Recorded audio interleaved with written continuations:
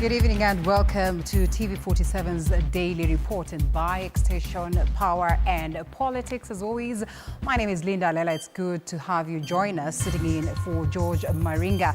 And as always, we extend the Power and Politics, but of course by having conversations that are important and revolving around you. And the Nelson Makanda-led IEBC selection panel has officially kicked off interviews for the shortlisted candidates for the IEBC Commission positions, and we'll be looking at that shortly. Of course, engaging Victor Nyongesa of ELOG, who will help us understand whether indeed we are on track as to making sure that the Commission is set to carry out the elections. First of all, the pending elections as to by-elections, and equally the 2027 general election, which will be the biggest task that they get to face. And so we'll be getting to ponder on that shortly. But of importance, we also have the Secretary General of Jubilee Party, Honorable Jeremiah Kioni, joining us shortly as well to tell us what are the plans for the party as to the 2027 general election. We all know that they say they have fronted Honorable Dr. Fred Matiang'i, but we have not heard from him just what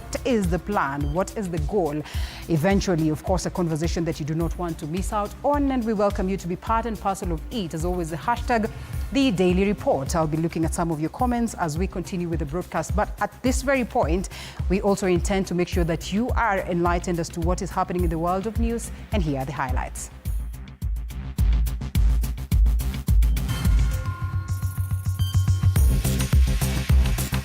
Tonight on the Daily Report. Ghost of a gold scam haunts a former registrar of the judiciary, Anne Amadi, during the IEBC chairperson interviews. It was an attempt to shake me, an attempt to mudsling my reputation because I've upheld my integrity. I do not have skills in gold trade. 4 candidates have been interviewed on the first day of the exercise. Also tonight, Nyeri Governor Mutahi Kahiga and CS Justin Muturi snub State House meeting ahead of President Ruto's tour of the Mount Kenya region.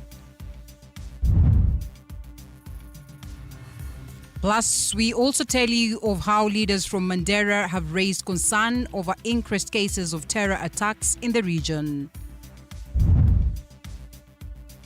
And as the world marks a TB Day, we tell you of a challenge on the drug-resistant TB, which has left medics and researchers scratching their heads. We are also making sure that we subject all the patients who come with TB to a molecular test. Right, Catherine C. Malloy will be our sign language interpreter this evening as we go straight to the news of the day. And the Independent Electoral and Boundaries Commission IEBC chairperson candidate Anne Amadi and former judiciary registrar has dismissed allegations linking her to a more than $100 million gold scam.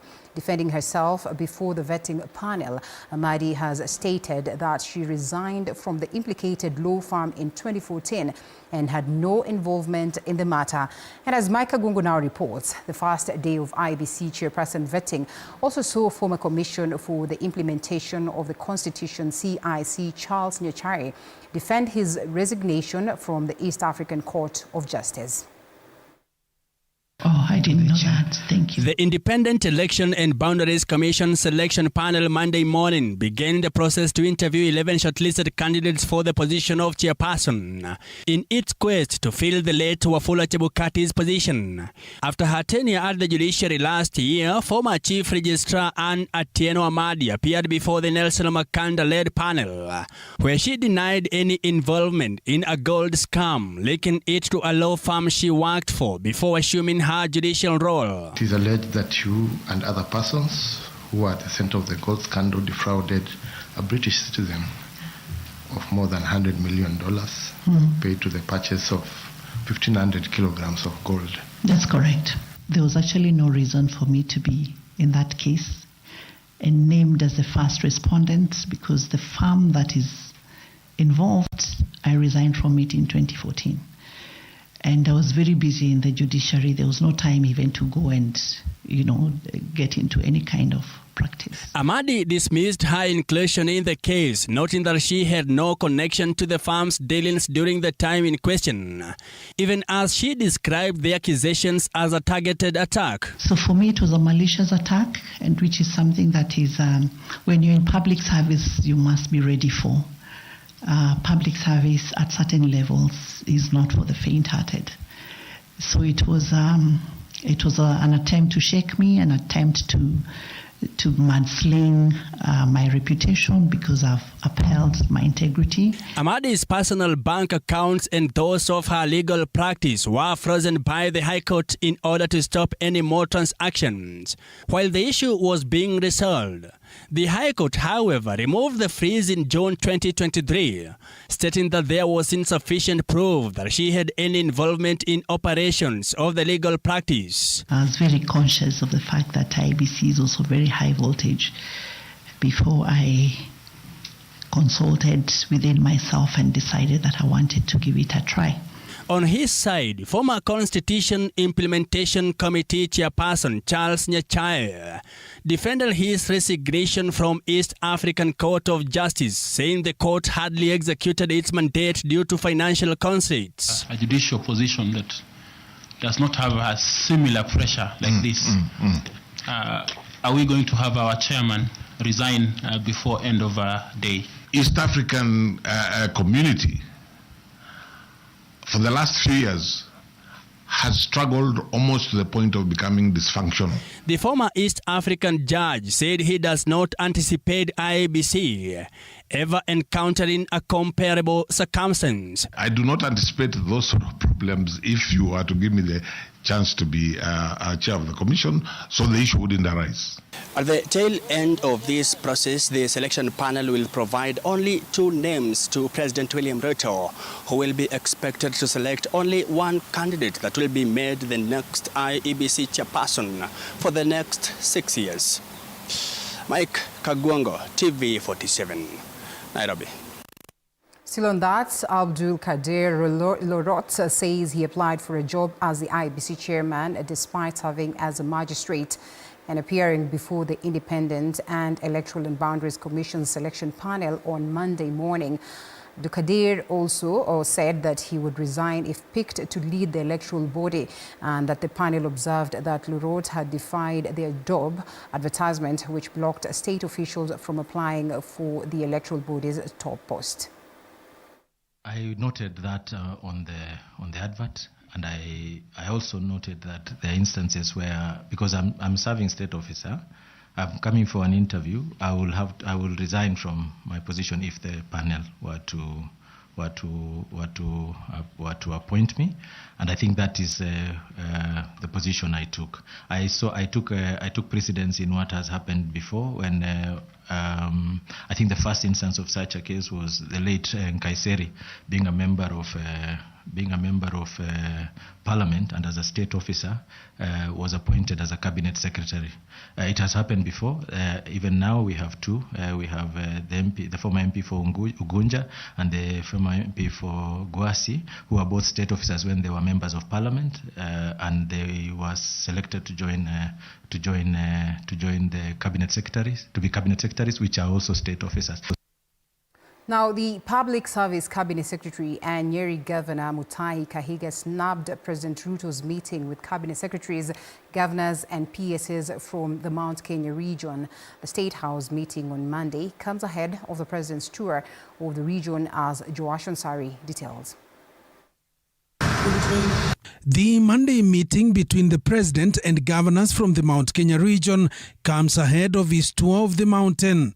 The meeting was also attended by cabinet secretaries and principal secretaries from the region, among them Agriculture CS Mutai Kagwe, ICT Cabinet Secretary William Kabogo, Lance Alice Wahome, Eric Muga of Water and Irrigation, as well as Rebecca Miano of Tourism. Notable Nyeri Governor Mutai Kahiga, an ally of former Deputy President Rigathi Gachagua, snubbed the meeting at State House, Nairobi. Public Service CS Justin Muturi was also conspicuously missing at a meeting convened by President William Ruto at State House. In a statement, President Ruto said that the meeting was meant to align the national and county government's priorities to accelerate development agenda, effectively address the needs of the people, and drive inclusive growth. He added that the meeting discussed key programs and the project that the government is implementing to spur the region's socio-economic transformation. The meeting comes just days after the president met members of parliament loyal to him in a similar meeting. The MPs are said to have agreed on the tour and the agenda. Ati president amekuja Mount Kenya, wengine wanasema akija sijui tutafanya nini. The president is coming. First of all, it is his right to be anywhere in this country. Tunakuja mikutano ya hadhara mbele ya watu, tusikize watu, wale watu tuliomba kura, ile ahadi tuliwaelezea na tutaweka ahadi nyingine. President Ruto's tour of the region is part of his ongoing efforts to woo the region following the impeachment of former Deputy President Rigathi Gachagua. Over the weekend, Gachagua met his allies in what was described as a housekeeping meeting, which also discussed the tour. Joash Onsare, TV47. Thank you, Joash. Now, in his continued notable diplomatic engagements Monday, former Prime Minister Raila Odinga hosted the Chinese ambassador to Kenya at his Capitol Hill office here in Nairobi. The meeting, which according to Odinga centered on strengthening bilateral ties, also featured the unexpected presence of National Treasury Cabinet Secretary John Mbadi, adding a layer of political intrigue. And as Moige William now reports, the opposition leader would, however, maintain he is not part of the government. Right Honorable Prime Minister. Opposition leader Raila Odinga, despite a growing camaraderie between him and President William Ruto, in any given opportunity, he has consistently maintained that he is not part of the Kenya Kwanza government. Odinga has continued refuting the claims despite a publicly displayed signing of a working pact with President William Ruto raises eyebrows, sparking widespread speculation about his evolving political role. Monday, in a meeting with China ambassador to Kenya, Gao Hian, the ODM leader insisted not being part of the Kenya Kwanza government. The attendance of Treasury Cabinet Secretary John Mbadi at the meeting further fueled discussions, given his position as a key government official. So we've just done a review of this, and as you know, it's ongoing discussions between the government of China and the government of Kenya. But I'm not part of the government. Therefore, I'm only concerned about mutual relationship between our two countries. The discussions with the Chinese ambassador reportedly revolved around infrastructure and economic cooperation, areas where China has been a significant partner for Kenya. There's a very good cordial relationship between Kenya and China, both in the fields of trade, fields of industrialization, the fields of cultural exchange, and so on. However, the political undertones of the meeting were hard to ignore. Moige William, TV47. And Super Metro resumes operations after the Transport Licensing Appeals Board temporarily halted the operational ban imposed by the National Transport and Safety Authority, NTSA, that is on Thursday last week. Transport Licensing Appeal Board chairperson, that is Adrian Kwamotho, in a statement to newsrooms also ordered that the board's decision be served and that the Inspector General of Police, who had been instructed by NTSA to impound any Super Metro matatu found operating, should as well receive that.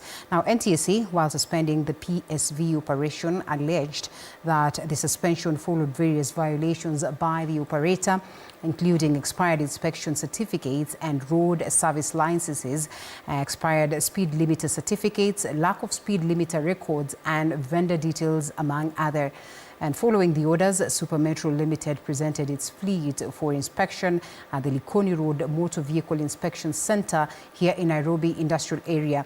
And that is on Saturday morning. The SACCO also held sensitization exercise for its crew members on Monday in Kiambu. Tribunal ni ile board ambayo imeundwa na serikali. Ndio kama kuna malalamishi yoyote inatoka kutoka kwa regulator wa matatu wanaweza enda kwao. Sisi tulienda na tukaomba, tukatoa ombi letu on Saturday, na tunataka kushukuru shukrani kwa sababu kupitia yale ile board imeona ni vizuri sisi turudi kazini kama tunaendelea kutimiza yale ambayo hatujayafanya kuendelea. Kupitia NTSA ni makosa kuchukulia hatua na kufunga sako yote kwa sababu ya makosa ilifanywa na dereva mmoja ama na kondakta mmoja. Ni vizuri kila mtu akuwe anabeba msalaba wake. Kama ni dereva amefanya makosa, anachukuliwa hatua. Kama ni kondakta amefanya makosa, anachukuliwa hatua.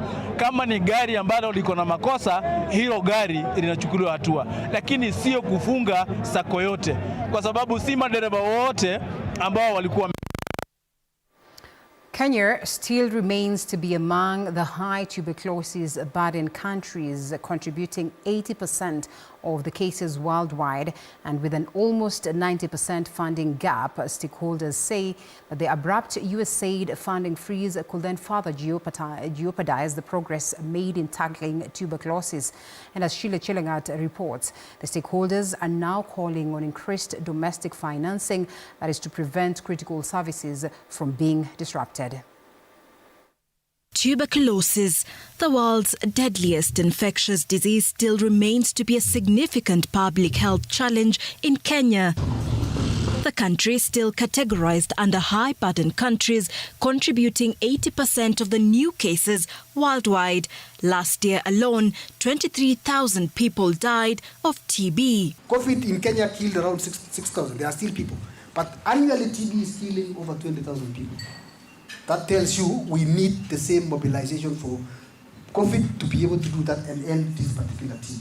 It is, however, not all doom and gloom, as the country having nearly met global targets in the treatment success rate, with it standing at 87% against 88% global targets. Enhancing care coordination And as Kenya joined the world in marking the World TB Day, the question of funding took center stage. So we have a need for $136 million, but we have a cap of $93 million. If you calculate for TB, it's around 90% funding gap to be able to achieve what was put in the National Strategic Plan, which was costed, well deliberated. The abrupt freeze in USAID now threatening decades of progress. As it stands, Kenya stares at a 90% funding gap, with experts warning that without immediate intervention, TB cases could surge. Nairobi County is among the most affected counties. We are losing close to $1 billion in funding directly to the county government. And as you are aware, our revenue, shareable revenue, has not increased. This puts us in a tricky position. We don't have a room to go back to where we have come from. In the counties, Kenyans marked this day by attending free screening services offered. Stakeholders in these areas calling for more awareness and sensitization in order to meet the targets of ending TB. Sheila Chelangat for TV47. Well, in the same breath, as Kenya joins the world in marking World TB Day, there exists a challenge on the drug-resistant TB, which has left medics and researchers scratching their heads as they seek to find a cure and medical solution to the disease. And our health and science reporter Elizabeth Atieno spoke to pathologists on some of the interventions in TB testing and treatment and compiled this report. This This lab is a beehive of activities. The health practitioners are glued on their seats, busy collecting and analyzing samples to test for TB, a disease that affects over 133,000 Kenyans annually and claimed the lives of 1.25 million people in the world in the year 2023 alone. So we take specimens like sputum, we take specimens like acidic fluid, pleural fluids, cerebrospinal fluid, CSF we call it, and we prepare them, stain them, and we actually demonstrate mycobacteria. This machine offers a solution to undetection of TB. The test being conducted here is called the quantiferon test, which enables doctors to detect latent TB and establish if it will progress to active TB through the collection of a blood sample. This test is mostly performed on people with compromised immunities like people living with HIV, people with cancer, kidney disease, and diabetes. By the way, Elizabeth, this has been now also proved for all the immigrants when they come in, all the students who go into hostels, for just to make sure that they do not come and spread the tuberculosis. Multi-drug resistant TB, which is caused by TB bacteria that are resistant to at least one of the most effective TB medicines, remain a public health crisis, with only 2 out of 5 people with drug-resistant TB being able to access treatment. So non-compliance is one of the reasons. They don't take the drugs, they stop and then start. That causes a drug resistance. And the second one that has been pointed out here, several papers, is that it gets substandard drugs. Kenya is currently grappling with this challenge, but the TB PCR or molecular-based test is offering a possible solution to this challenge. This test has the ability to pick up drug-resistant and low-antigen TB. TB culture is another test, but is not commonly used in medical practice.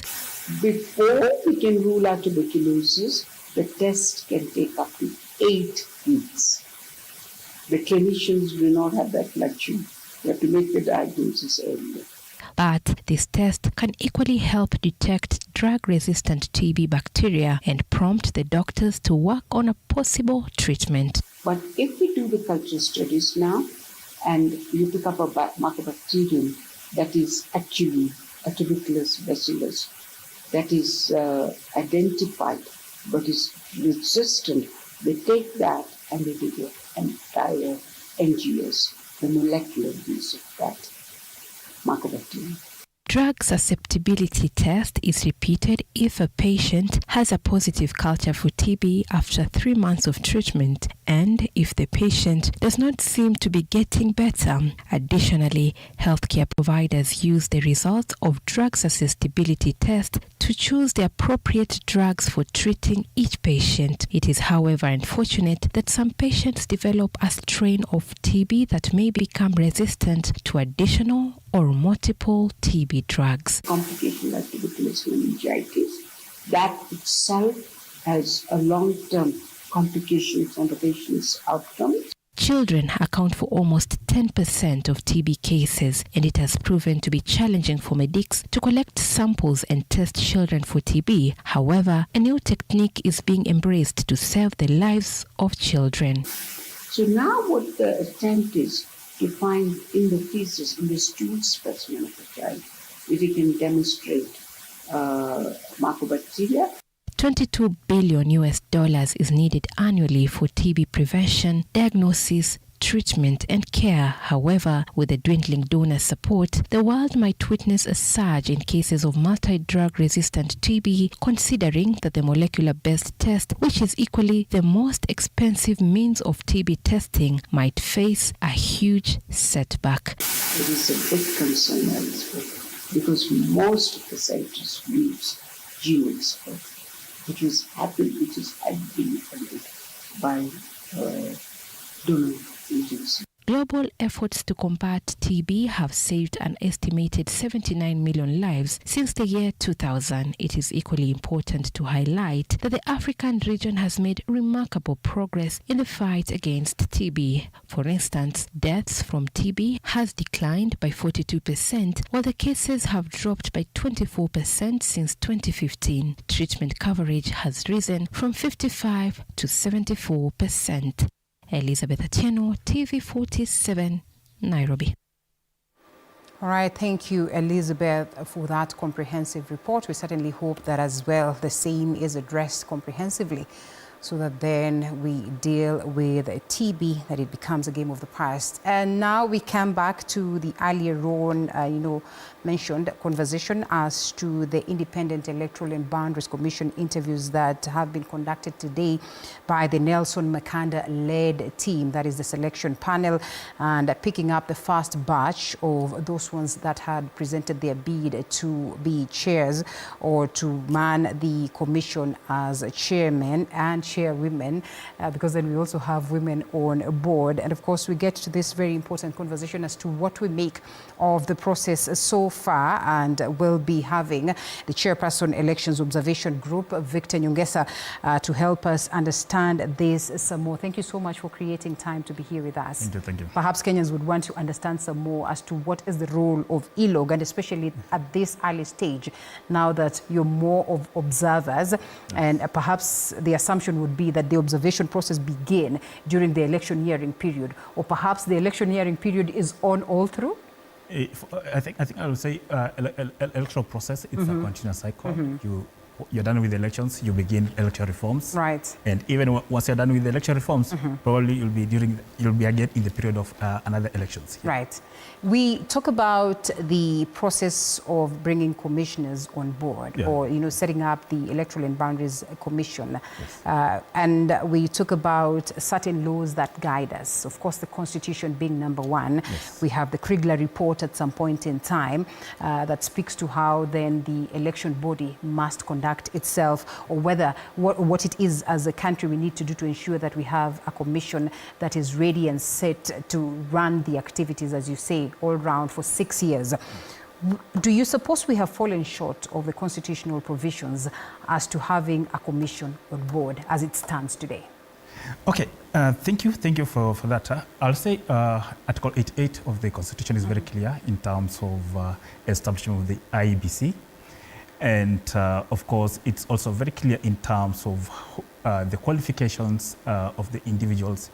And then we also have now the IEBC Act, which now provides a clear framework in terms of how the constitution of this body, the process, what are the requirements, and the eligibility criteria, who is not eligible for the positions and all that.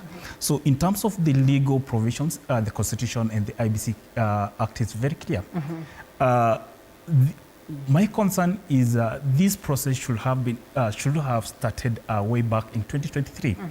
Because if you look at the IEBC Act, it provides that the process should have, it's allowed to start 6 months before the end of the term of the previous commission, or even within 14 days after declaration of the position of the IEBC chair or the commissioner's vacant. Okay. You get? But this is a process that has started, I think yes. In January, when we now had the selection panel appointed by the president, already that's over a year period of waiting for this process to commence. But as much as we are talking about waiting for over a year to wait for this process, I'm happy that today we are having now the process that we've been waiting for. It already has started. It has sparked quite a number of discussions out there. There are those ones who are concerned with the issue of integrity of some of these candidates. There are those ones who are concerned with the issue of inclusion, because the Constitution and even the Act, the IEBC Act itself, it provides, it's very clear in terms of representation, in terms of gender, meeting the 2/3 gender rule. It's also very clear in terms of regional balance. So all these questions have already started. We've seen, I've personally encountered such questions. And even I happen to work with young people. There are those ones who are concerned in terms of why are young people not shortlisted for the chair position. So all these questions are out there in the public domain, but I'm happy we are having this process. It has commenced, and what is key is to have an IEBC that is credible, an IEBC that understands its mandate, and an IEBC that is willing and committed to ensure that they execute their mandate. Do you foresee a possibility of us having that, having flouted the recommendations that are enshrined in the Constitution, as well as, having a shaky process, right from the onset, and, one that comes across as though it's been infiltrated by the politician, in as much as we understand very well that this is a political process? Yeah, of course, it's already in the public domain. Some of the candidates shortlisted for the chair position and even for the commissioners. Some, if you look at the history of some of these individuals, are probably linked to certain political seats. But at the end of the day, we need to ask ourselves, what is the role of the IEBC? Right. And are these individuals strong enough to execute their mandate without any political influence once given the powers to serve in those positions? Right. This is a question that can be, it's an open discussion, because I believe at this point we are not in a position to tell whether the political influencer will have influence in the operation of the commission. Right. But basing on the history, we've seen cases of individuals still being swayed based on their political interests, based on their political institutions they represented before. Would you say that you're confident that this election process is open in any way? Yeah, in terms of openness, yes. Open it is, yes. But credibility? On the issue of credibility, of course, this one I'll talk about some of the individuals. I don't want to talk about the specific individuals, but we've seen the individuals who've had corruption cases, scandals before. Right. Probably first or probably mentioned in some of the corruption cases before. I want us to take a break. I want us to take a break on that very note and perhaps get to understand, because first of all, the first individuals that get to see or to meet or to face the panel for interviews are those ones that are vying, or those ones that have presented their bid for the chairmanship. And the biggest question then would be, what does the law speak as to individuals that are supposed to be picked, or the individuals that qualify for these particular positions, and what you make of the 11? Of course, we might not go to the nitty-gritty details of every of them, but of course, if there's any question or question mark as to credibility that is put on any, I think after this break then would be what it is that we discuss.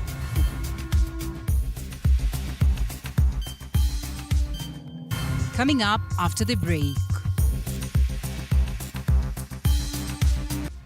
we tell you of a push to have more people getting into agriculture in Wajir County, either to diversify on fodder for their livestock or food production to feed the people.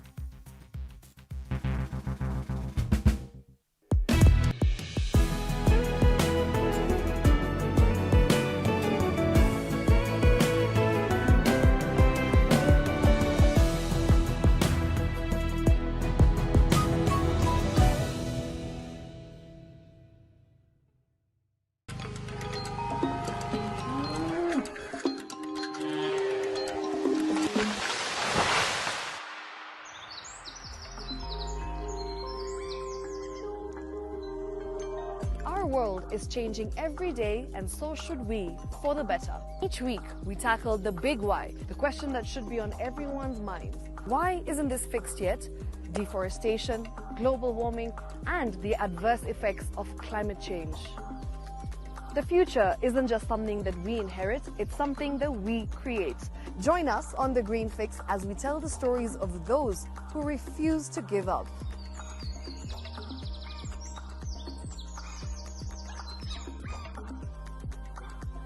When it comes to fixing the planet, there is no time to waste.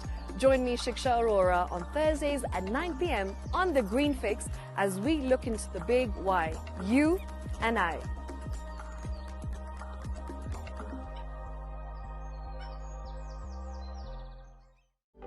For comprehensive information and education on your health, Body Garage is here. don't allow anyone to pluck out your good tooth, as long as it is strong and stable. Cancer doesn't start today and you get the symptoms tomorrow. By the time you pick it or the time it is manifesting in you, probably will be there about 5 to 10 years. The eye is the window to the rest of the body. Don't forget to stay hydrated. And of course, you at home do take your water. So the ultimate test is actually you check your urine. Your urine should be clear. Clear like the water? Yes. Should be able to see the other side of the urine. If your urine is colored or has changed color, you cannot see the other side, then you have not taken enough water. Don't forget regular health checkups. Early detection saves lives. I want the message be, we can prevent cervical cancer. We prevent cervical cancer in several ways. You have young girls and even somebody who's above that age, you can pay at least every 3 years. Somebody should have a pap smear done. If you are 40, 45, 50 going upwards, once a year, please go see a doctor. Yeah, it's just for normal routine maintenance.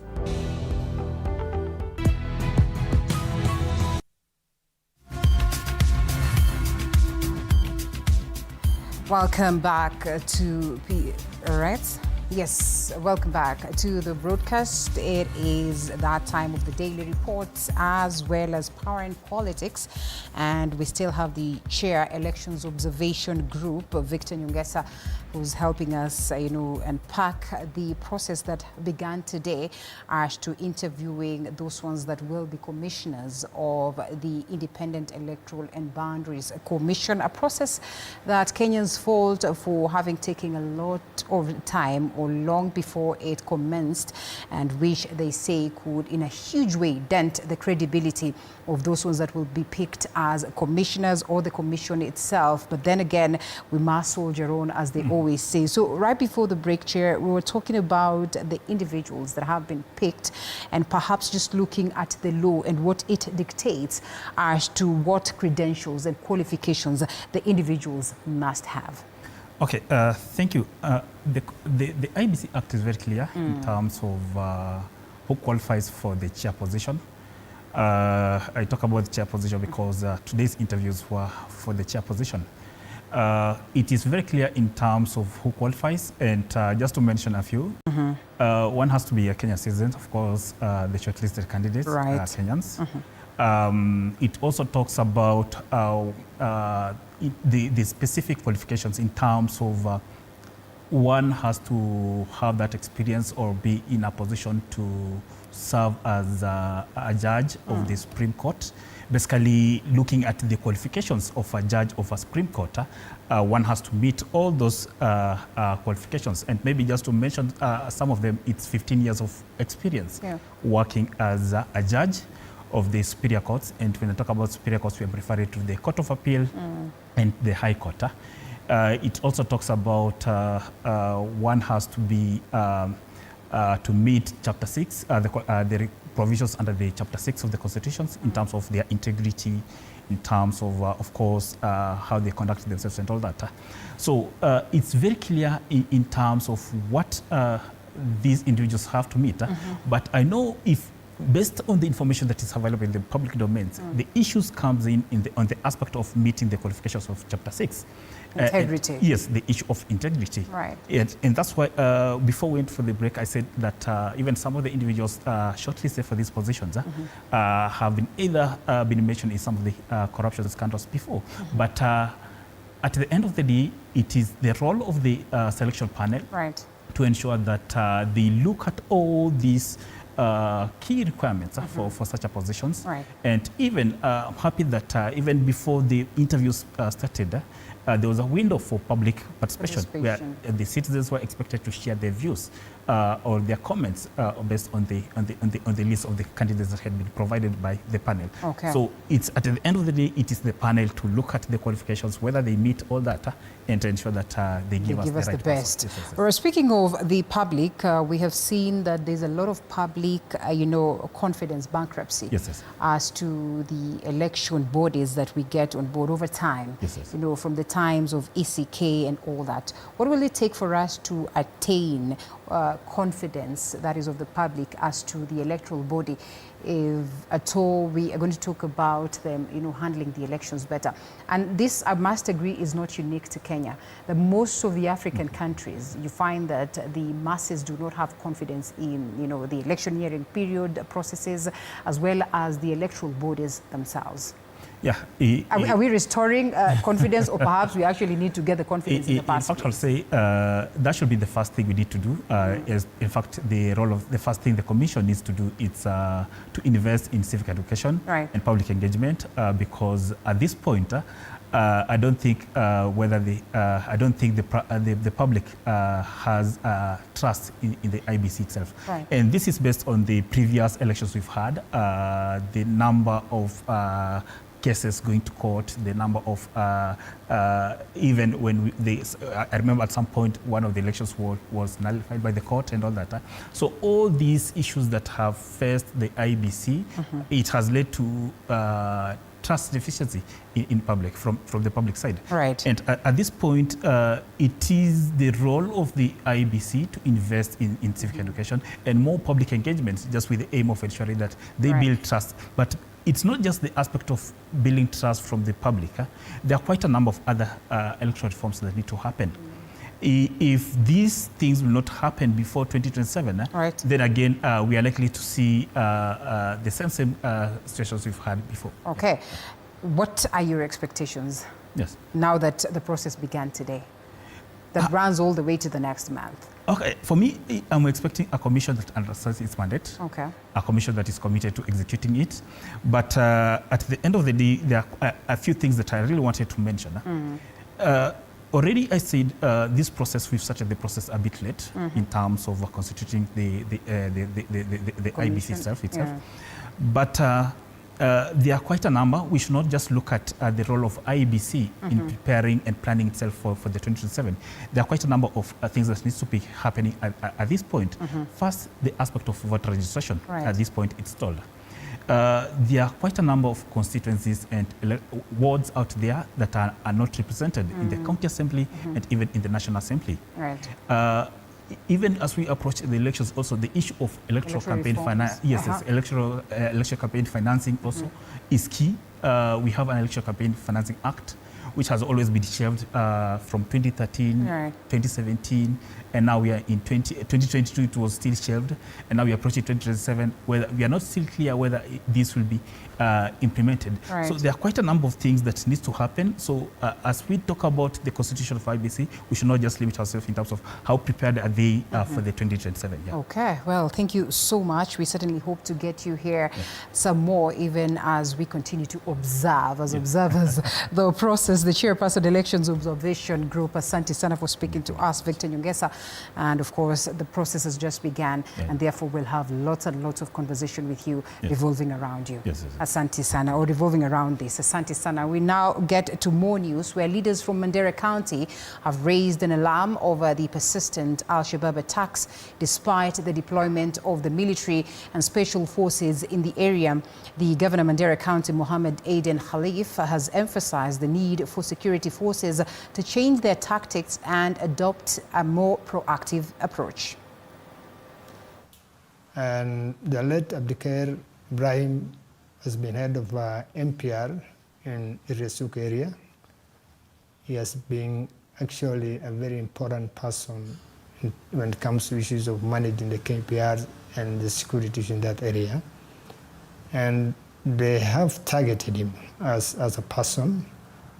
And unfortunately, he was killed by Al-Shabaab this morning in his house around 6 a.m.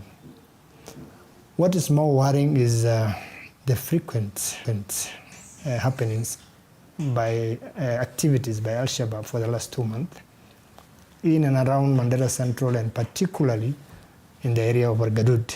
You are aware, 5 of our senior chiefs and a young girl, small girl, who's adopted one of the chiefs, are still missing after being kidnapped by Al-Shabaab some 1 month ago. Now, there is a push to have more people getting into agriculture in Wajir County, either to diversify on fodder for their livestock or food production to feed the people. There is also a push for more investment in agriculture by the county government as it hopes to change the tide of a region that depends on relief to one, of course, that feeds itself, as Chichi Josephine details. Abdi Bilo Elmi is a modern farmer.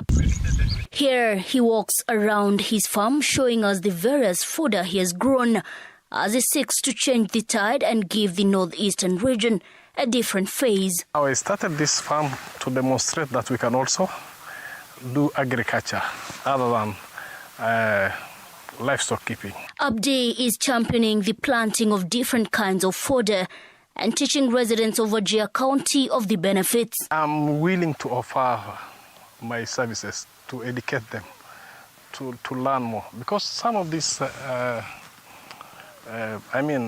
has costed me a lot of money.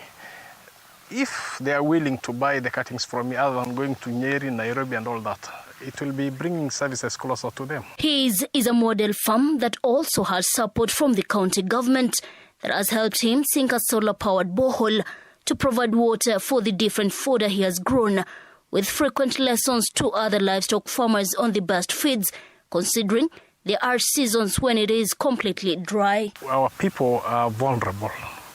At times of drought, like in 2006 and even recently, 2021, 2022, there was a drought. Most people lost their livestock, which is their livelihood.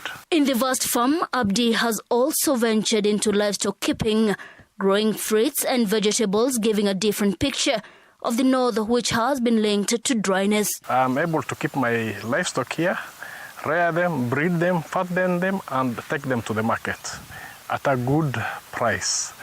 I also grow fruits, which I consume locally and also for the market. In fact, the county government is investing heavily in agriculture, setting up different points where persons or groups keen in delving into farming are offered tools and sometimes seeds. Bereni walikuanga wafugaji, lakini baada ya kuleta hii kilimo ya umwagiliaji wa maji, tumeweza kupata wakulima ambao wamekuwa na hitaji masomo sana na hii ukulima.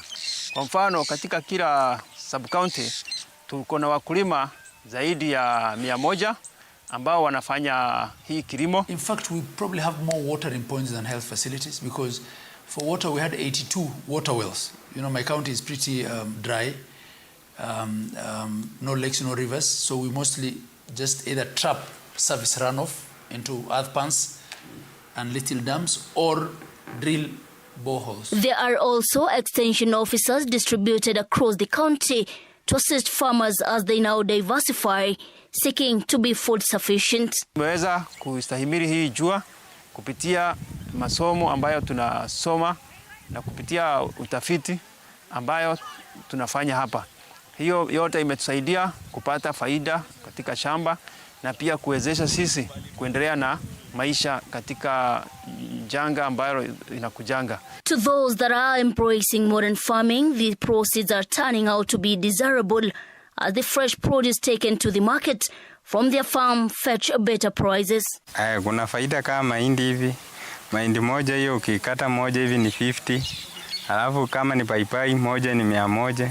Akute kama viazi moja kilo moja ni 150. Some other times I also grow vegetables like spinach and what have you. I take them to the market. So that's how it has been beneficial to me. Unlike the earlier days where drought would be ravaging, destroying their yield and more so fodder for their livestock, the county government is investing in storage so as to buy what has been planted and harvested by the farmers to distribute when the need arises. The department has established an agricultural mechanization service center to help the farmers clear more land to do crop farming. Chichi Josephine, TV47. They like them very much. Thank you so much, Chichi. And still in the farms, the government has started the distribution of 1 million bags of fertilizer to farmers starting today. This follows cries by maize farmers in the country, which is occasioned by the shortage of fertilizer in the National Cereals and Produce Board, NCPB. And giving his assurance to farmers today, that is at the NCPB warehouses in Kitale, Town Agriculture Principal Secretary Paul Runo said that the government has already provided 1 million bags of subsidized fertilizer, despite the government promising to promote a plan that is to construct fertilizer distribution locally and near to the farmers. Some leaders have proposed that the plan should be implemented quickly to simplify farming in the country. So tayari tumepeana mbolea karibu milioni tatu, baketi milioni tatu, 3 million bags of fertilizers zimepeanwa kutoka Desemba mpaka saa hii. Lakini chusi kama vile umeona kuna kashida kadogo ya fertilizers kwa sababu tumekuwa na hatukutarajia tutapata wakulima wengi vile wamekucha kuliko mwaka iliyopita. So tunatarajia vile mafuno mingi sana. So chusi tumepata ya kwamba wakulima wamekuwa wengi kuliko vilivyo tulipokuwa tumepanga kama Wizara wa Kilimo. So tumepanga tena na tumehakikisha kwamba tumeongeza fertilizer milioni 1 paketi for 1 million bags. Na chana tulikuwa Mombasa kuflack off hizo fertilizers, tumeweka kwa reli, ingine zinakuja kwa malori, na kutoka leo vile tulisema kama Wizara wa Kilimo, fertilizers itafika leo kwa kituo vyote wenye wameanza kupanda, na hii laini kubwa unaona hapa itaisha. Kitu kingine ambayo ya muhimu ni last mile distribution, ya kwamba badala watu waje all the way mpaka hapa, na wana PS nafikiri Kenya Seed na Kenya Seed mefanya hiyo mambo, iko sawa. Cereals Board pia wamefanya hivyo. Sasa badala watu wakuje mpaka hapa, tuko na vituo ya kuchukua hizo inputs.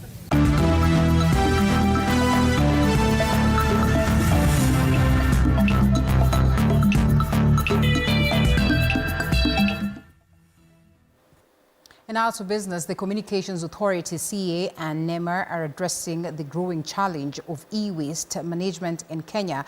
That is through the implementation of extended producer responsibility EPR regulations. This effort aim at ensuring that producers of electronic products are accountable for the recycling as well as disposal of their products at the end of their life cycle. And David Mugonyi, Director General of CA, noted the concerns over counterfeit and poor quality electronics which undermine the value chain. CA is also ensuring that electronic imports meet established standards and encouraging customer take-back schemes, that is for proper e-waste disposal. And as a country, this is important statistics for us. And before we talk of waste, another important challenge I would want to keep to the East African team. All right, Presidential Economic Advisor Professor Edward Kisiangani has highlighted the potential impact of Zee Entertainment Africa's collaboration with local production companies on Kenya's creative economy.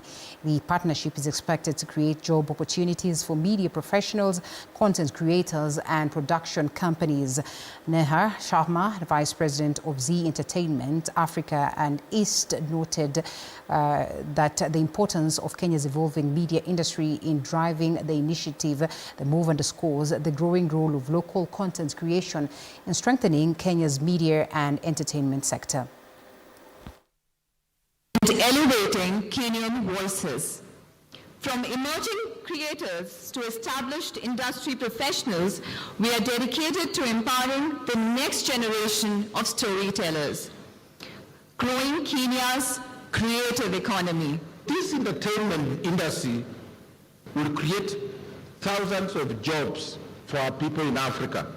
If you are doing it in Nigeria, South Africa, and now we're doing it in Ethiopia and Kenya, the number of jobs that we get will be big, and our young people will get money, pay bills, and live a decent life. NCBA Bank is moving to strengthen women entrepreneurs to access to finance in the counties, especially in agricultural sector. The NCBA Deputy Director and Head of Branches, Jane Nganga, now says that the bank will work with key sectors in agriculture, especially in large scale in subsectors such as tea, maize and dairy farming. The exercise kicks off in Nandi County.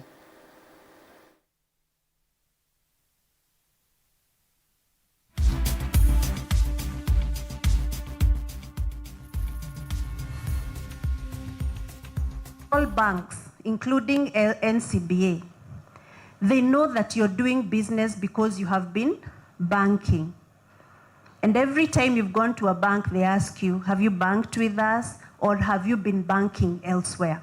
So we have the mistake that we keep carrying on, that once you buy stock, you come, you sell, and that same money you go buy again. So you continue like that, but nobody is knowing what you are doing.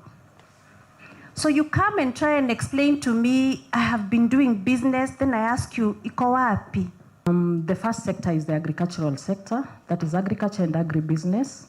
Women deal with tea farming, coffee farming.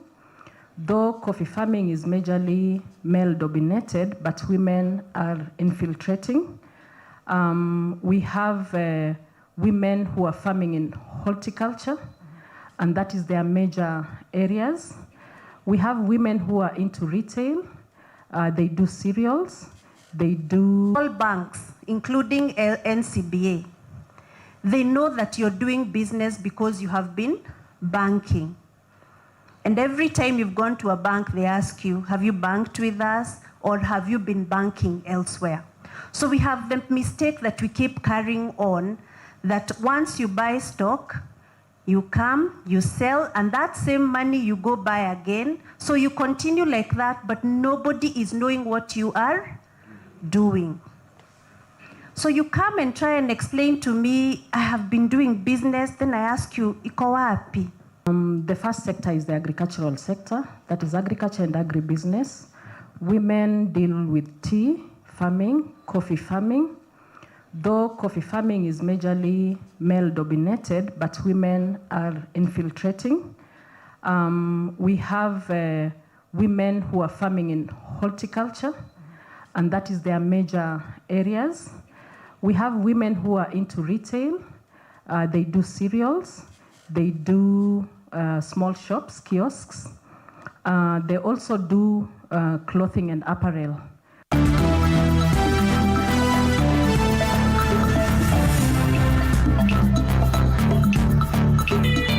Sports news brought to you by Maybet. Bet Bila Stake. Predict the outcome of 8 pre-selected games and win up to 100,000 shillings. Only at maybet.com.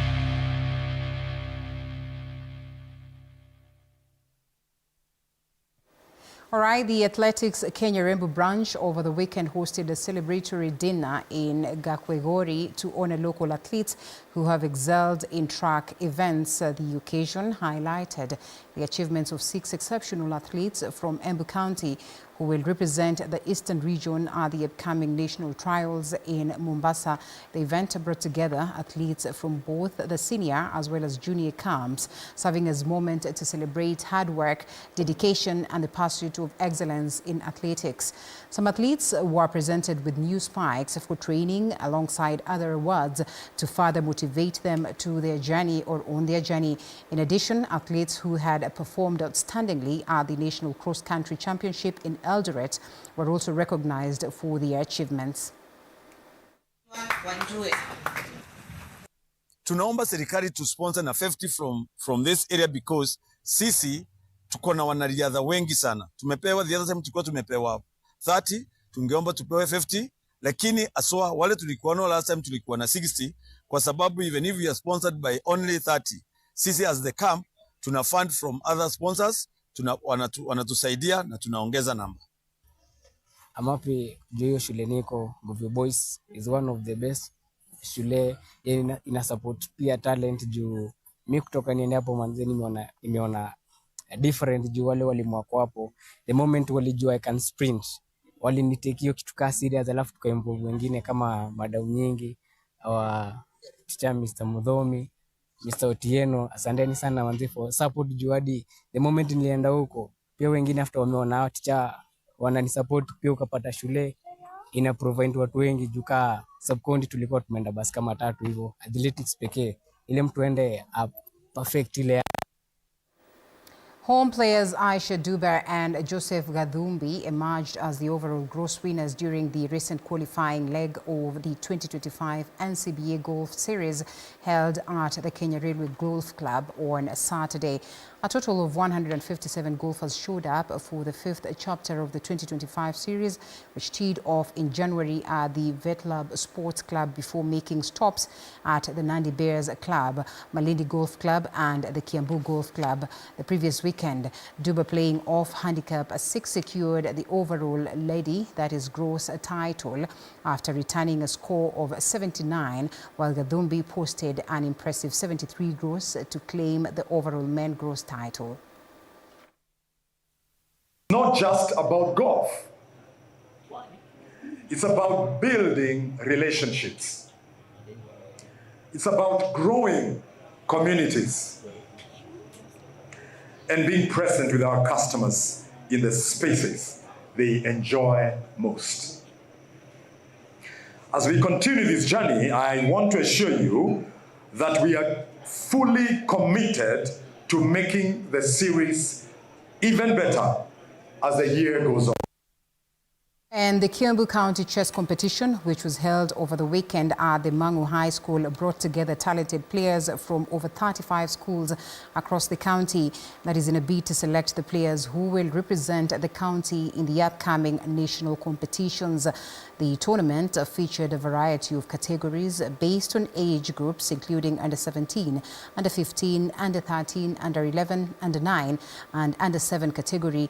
In the under 17 category, Faith Muthia emerged as new girls champion, while Ihabi Osundwa took the top spot in the boys competition. And the under 7 category also saw impressive performances, with Nema Andia and Timothy Minor taking first place in the girls and boys divisions respectively.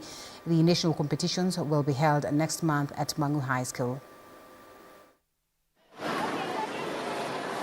We have huge participants who have come to take part in this tournament, and compared to last year, we've seen a major increase of players coming from different schools. I will say that I am much confident and I can play with them all and still beat them. I'm feeling confident about the nationals. I've in fact already qualified, and we pray to all the other people there. May you venture into the field of chess. Ever since I started playing the regionals, I can see that Chess Kenya has tried to improve on the standards. As you can see, they're looking for better schools with better facilities. The tournament was fine. I've won 3, I have 3 points, 2 more remaining. And if this is the regionals and I have 3 points, I'm sure the nationals I'll be more greater. And last but not least on sports, the second edition of the Urafiki Mini Games held in Nairobi saw young learners engage 11 sports where they got a chance to play within the international standards and use electronic systems to gauge their abilities and performances. This comes as sports professionals in the private sector are now working with schools to help learners participate in international mini Olympics, that is to build their talents. And in relation to CBC, the Mini Games Olympics are organized in different parts of the country with a lineup of mini competitions and tournaments coming up in Nairobi, Mombasa, Arusha and Kigali. The international mini games are scheduled to be held in Cairo and Johannesburg. Many talented athletes. They don't even have access. They don't even know what archery is. We bring it to them. They don't know what gymnastics is. We bring it to them. They don't know what coding or even robotics is. We bring it to them. When kids are exposed to international mini games, as they come maybe with their traditional football, they're able to go around and see, oh, this is what we call archery. Oh, this is what we call coding. Oh, this is what we call robotics. This is what we call gymnastics or ballet or even modern dance. they're able to get exposed to all these other games. We create a sort of a mini Olympic environment. We have also been able to cross borders. Last year we had our first mini games, international mini games in Arusha. That is Arusha International Mini Games. And I may say also this year we're also going to cross borders because on 5th of April we'll also be going to Kigali Mini Games. That is Kigali International Mini Games at La Palace Hotel Nyamata in Kigali. So we believe through this kind of initiative, we are able to inspire, to nurture children in the world of sports. All right, and of course that's the march that we had on the question of sports, and we get to the long-awaited interview, the Jubilee 2027 card. The Honorable Jeremiah Kioni, Secretary General, Jubilee Party, is here with us. So before we take a quick break and back to him, Mheshimiwa, good evening. Evening to you. The last time you were here. Well, I think we were in a different studio. It was the same studio. It was the same studio. But I mean, it was dead on arrival. It's been a while. I almost thought you would never come back here. I think it's a little later than it was that time. But of course, it's good to have you. But I think, yeah, we are happy to be here with that gentleman. Certainly, it has gotten worse. All right, it has. That was before he made the remarks that he made in Galisa, or said Galisa or Mandera, which was even worse. And before he was evidently part of certainly not subject of our discussion tonight. Indeed, we said we are done with the Book of Lamentations. Yeah. And we get to giving Kenyans. But it has a lot to do with some aspects that are some work that is going on before us now. We are all engaged in the process of trying to get IEBC commissioners. Right. And what was relevant that night and thereafter is still relevant today. Yep. It's the issue of integrity. And we Kenyans have confused the issue of conviction, criminal conviction, with integrity. All right. There are those who are saying innocent until proven guilty. Is it not a fact? By the way, that's okay, but if you read our constitution, and I'm encouraging even those who are doing the paneling to look at the judgment that was delivered by the Honorable Judge Evge Konyo on the 15th of July 2024. Okay. And he makes it very clear, there is a clear distinction between being a person of integrity and being a criminal who has been convicted, or a criminal whose case was withdrawn and such. And I can tell you, many are those who are going through those offices as we continue with public litigations against very many, including those who are appointed to cabinet shortly after their cases were dropped of murder charge, of rape cases. And then Kenyans are asking, just who will stand?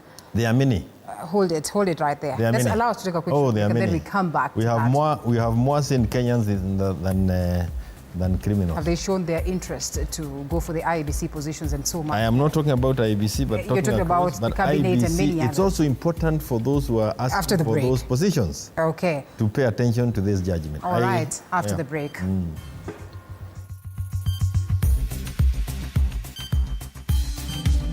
Coming up after the break.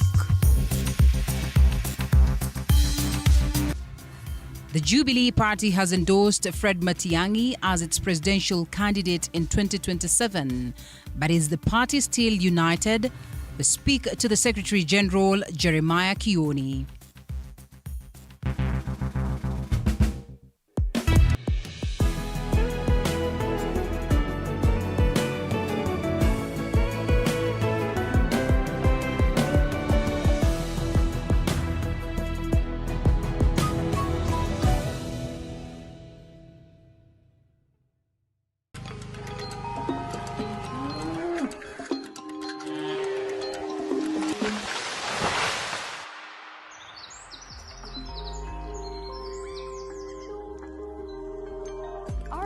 Is changing every day, and so should we, for the better. Each week, we tackle the big why, the question that should be on everyone's mind. Why isn't this fixed yet? Deforestation, global warming, and the adverse effects of climate change. The future isn't just something that we inherit, it's something that we create. Join us on The Green Fix as we tell the stories of those who refuse to give up.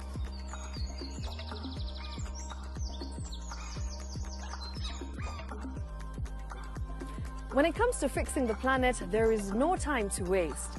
Join me, Shiksha Arora, on Thursdays at 9 p.m. on The Green Fix as we look into the big why, you and I.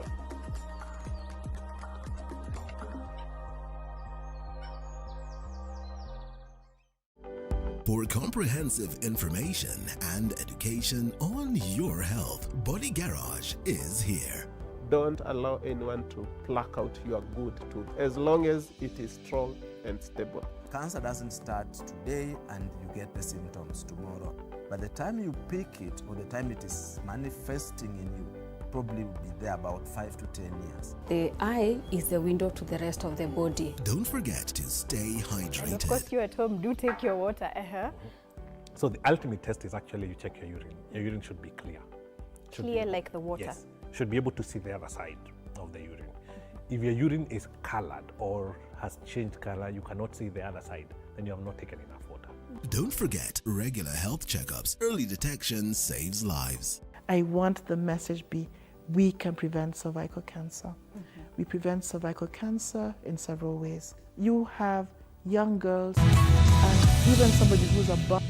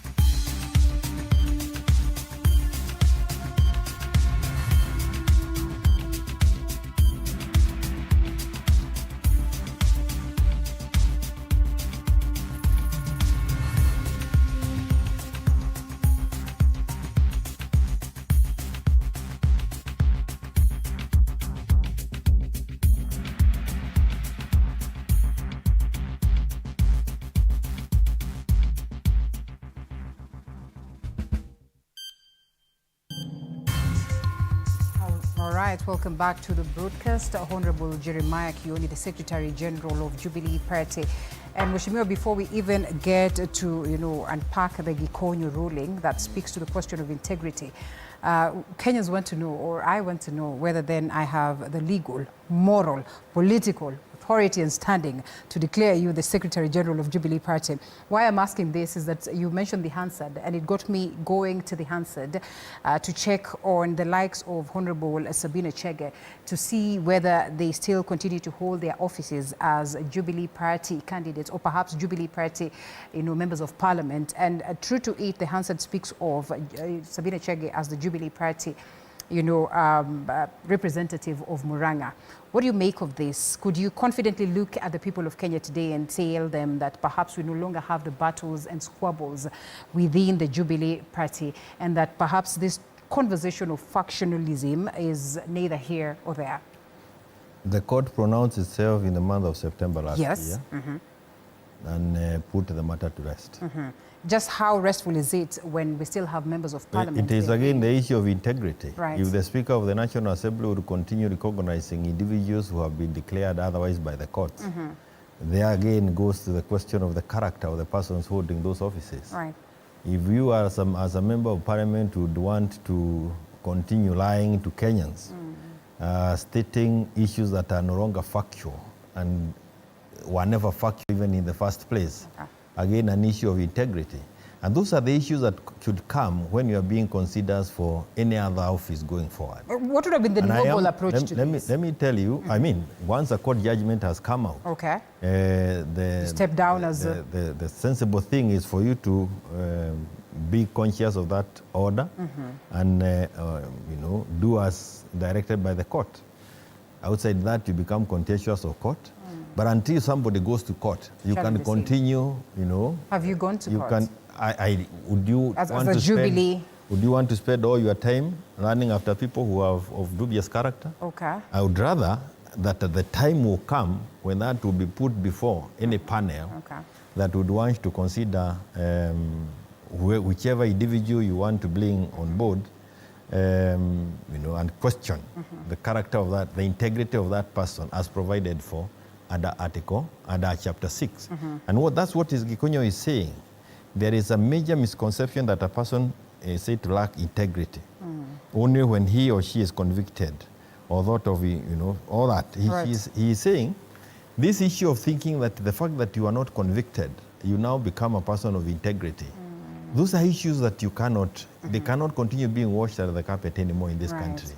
And for as long as we remain blind to that side of the divide or that side of the provisions of our constitution, then we will continue having the kind of governance structure that outcome or systems that we have.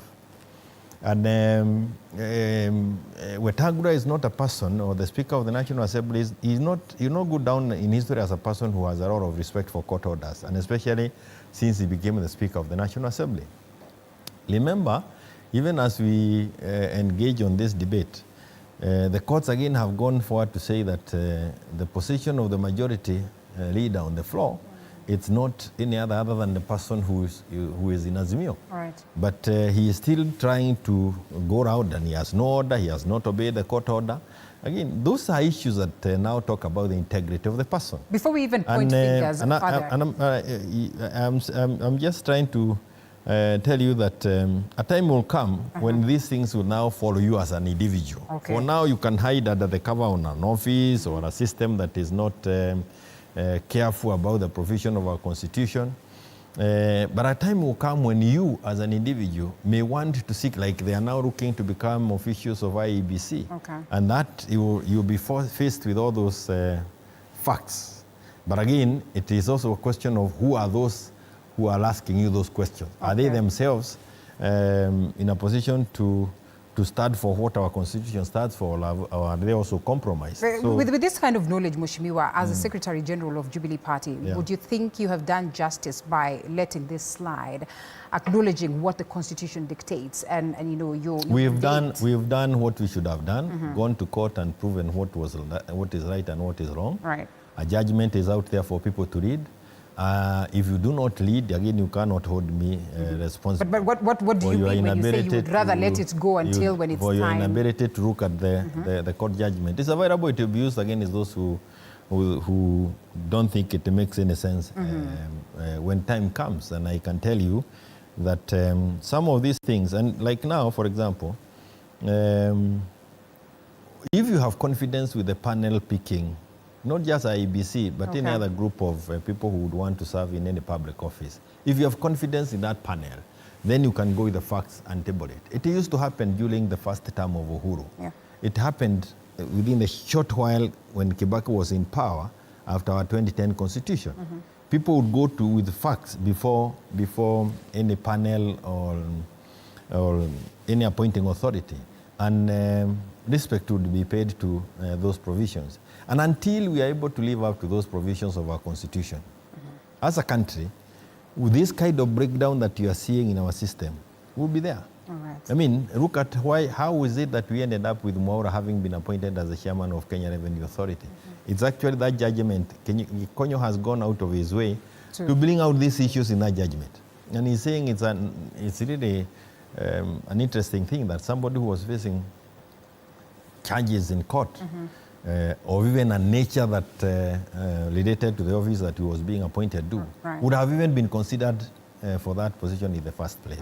And I'm encouraging Kenyans to look up the judgment by Gikonyo. Just it how is much? E009 of 2023. And that is very in order. interesting We have judgment. very many interesting judgments. And I tell you, it clearly brings out. And now that you have brought up this issue, if one pays attention to this judgment, it actually then puts a very big question mark of those people who are allowed to run for offices while they are facing charges under the cover that innocent until proven guilty, which is Article 50, I think, 2 something, 2A. Right. And he is clearly saying that's not the case. That's not the way. The issue of integrity must be looked at differently from the possibility of your being convicted or otherwise. How often will judgments set precedents? I know now, of course, in future judgments or perhaps to future judgments. And I know we have occurrences where we have used, previous judgments to guide us. Kioko Kilukumi would want to talk about this as form of judgments that we have witnessed before. But how often will this be allowed? And especially when we have such, standings of law as to what you say, innocent until you're proven guilty, holding ground still. A young man from, I think, Nyandarua, called Josiah Mwangi Karaoke, most likely an offspring of the JM Karaoke, sent me a text earlier on in the evening. And he said, we are now tired of politicians. We want leaders. People who can help us turn this country as quickly as we can, because we have no time to waste. This kind of oversights or anomalies, disregard of provisions of the Constitution, rulings that have been made by the court, including the Supreme Court, will continue for as long as Kenyans themselves also decide to bring on board individuals of integrity. And I really liked that young man who said, we want leaders, not politicians anymore, leaders, not politicians anymore.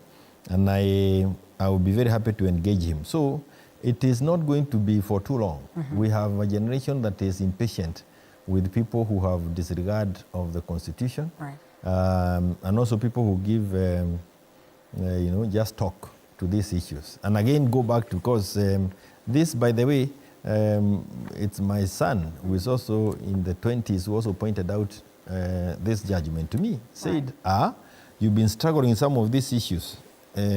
Honorable Justice Gikonyo seems to have addressed some of the issues, and I looked at it the course of the day, and I would want to encourage many people to look at it, and especially lawyers, because it also goes to, I think it also addresses an issue that is going to be a thorny issue in the coming days, and an issue that perhaps you allow me to mention, because as a Secretary General to Jubilee Party, it's important that we advise any governor who may be a governor on our ticket, for heaven's sake, keen on. Be careful. Okay. The worst that you can allow to happen to you is to be impeached. What does the ruling talk about? Gikonyo clearly says, or implies, and I want to use my words now, impeachment is for life. Okay. So once you've unless politically overturned by the court, once impeached, politically, you do not. You are done politically. And not just politically. You cannot hold any public office, including being a Secretary General of a party. Because that's a public office. So try everything possible never to be impeached. Okay. You are given maximum trust by Kenyans. They gave you all the trust to handle their billions of shillings at the county or at the national level. When you mess it, they give you maximum sentence. Let's talk about the Honorable Rigathi Gachagua now that sorry? On board. Let's talk about the Honorable Rigathi Gachagua. No, I didn't want to talk about an individual because then it becomes very individualizing the process, but then looking at Jubilee Party and the connections that we get to see and the friendly interactions that we get to see as it stands right now.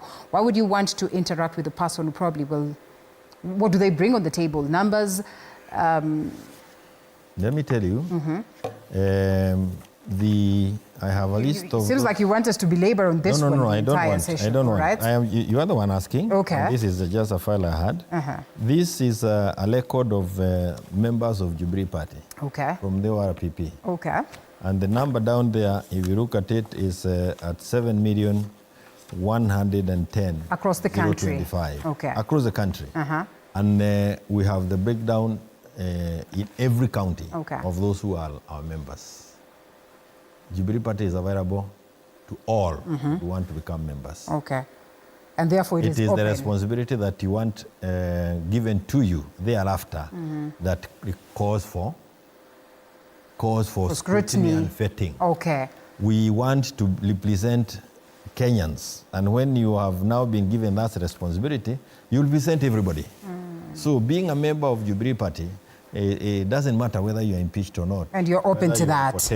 You're potential person who, X, Y, Z. The thing is that you are a Kenyan, you are registered to vote, and you have an ID and all that. That's all that is required for you to become a member of a party. Well articulated. And you like what that party stands for, and that is why we have 7,110,025 members as of yesterday. All right. Yes. And of course, the penetration in the country, you would say, is friendly enough to accord you the numbers that you require now that you have officially declared. We have all the 47. All the 47. There is 47 counties. There is no single county that is not represented. That we do not. And that we would have expected, because this was the ruling party, and of course a party that comprised of other parties merged therein. This is a 10-year thing. Okay. So, and I want to challenge any other party that has a bigger registration number than this to come forward. Okay, interesting. So, Dr. Fred Matiang'i, and that declaration that largely comes from you, and we probably as a country have not had much from him. What got into the process, or what was the process of actually picking him as a preferred candidate for presidential candidate? There are many others. There are many others who have also declared within the party, who have been interested, who have been declared within the party, interested people within their own parties. But you will understand that people show interest. Various positions. Okay. But it's not until much later in the process that then the party exercises that decision through organs. Okay. And it starts as a person shows interest, and as a party then you market that person or those people across the board. And when the time comes, then the party will exercise its decision through the organs that are provided for in the Constitution. How open was this process for Jubilee? It is.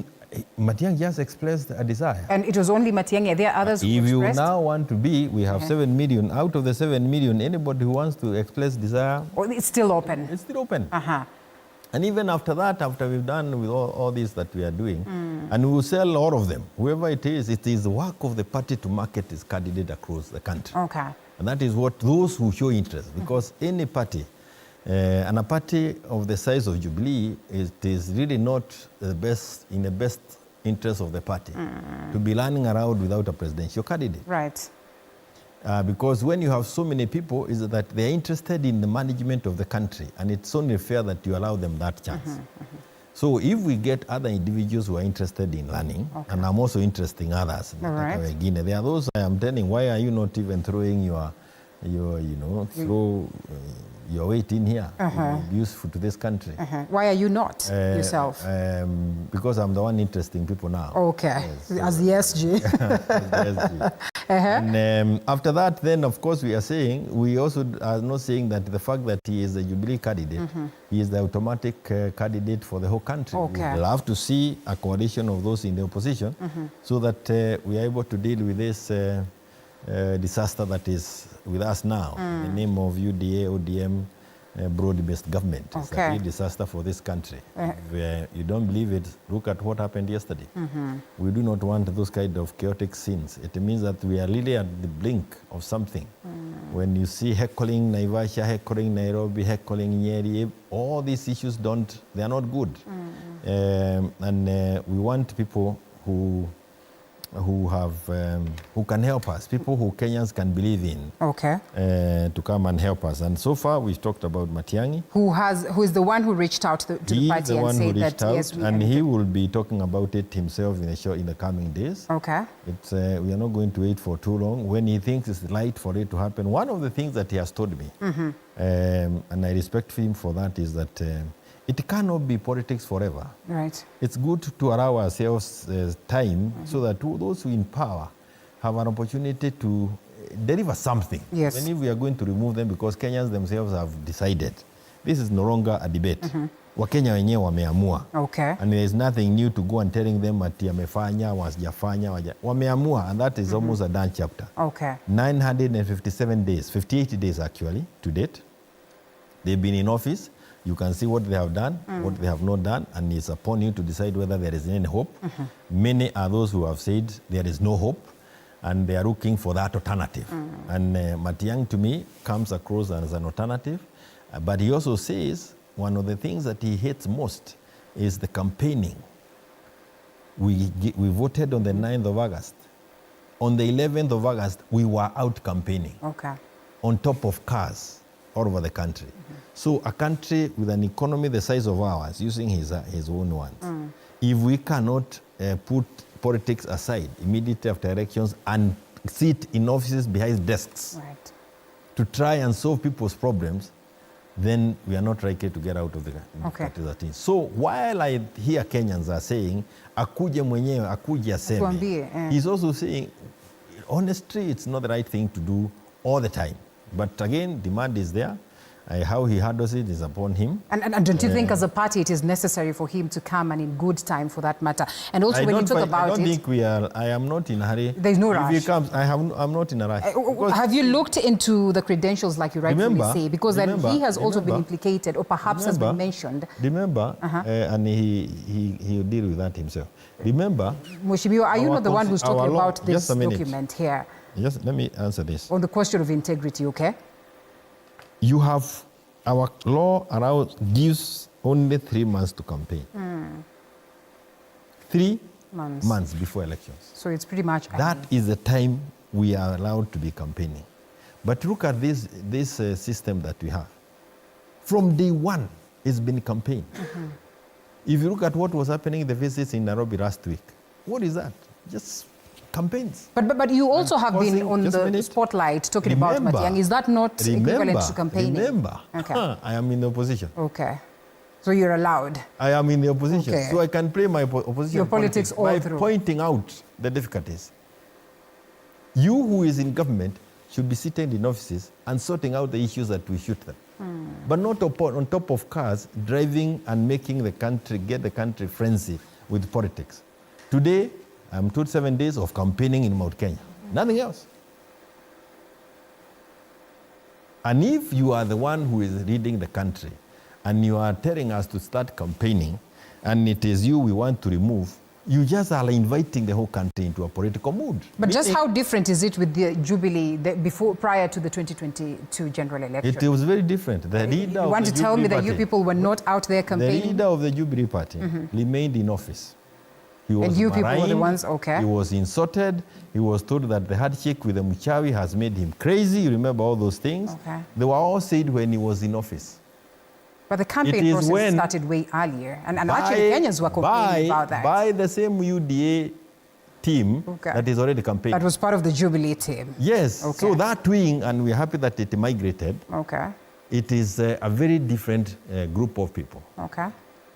When they were going around the country, Uhuru Kenyatta, our party leader, and Matiang'i, that time because Matiang'i was left in office assisting Uhuru, taking over really the duties of the deputy president, who did not even know which direction his office desk was facing. He never got to sit in that office. They were the ones who sat and came up with universal health care.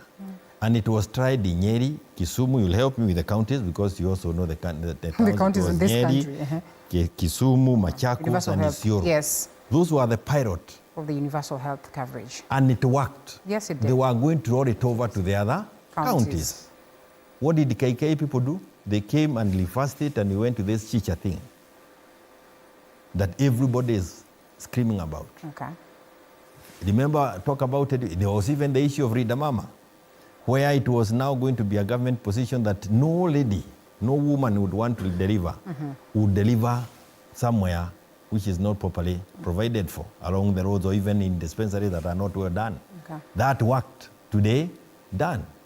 We had something called the Duafia, where every child in this country school going was provided with insurance cover. All that you needed to do as a teacher, whenever a child got unwell, was take her to hospital and the government would foot the bill. Remember, it is during those days when others were campaigning and Matiang'i and Uhuru were in office, where we got 100% transition in our education. Today, you know, by the way, do you know, and there's no law that has been changed. And I want us to take a break. Before, let me say this. There's no way I can, I will not say this. The chiefs and the assistant chiefs were dreading the outcome of results. Why? Because it was their responsibility to ensure that every child gets to school. Goes to school. Today, we have 175,000 kids who dropped out of the secondary school. We still have a fair share of flaws that clouded the Jubilee party and the Jubilee government. But we are not in power now. Why do you suppose that Kenyans will be convinced to have you back in power after this short break? Well, they are going to make a choice. I'm not saying that. That's why I'm teaching for it. Okay, after this break. One.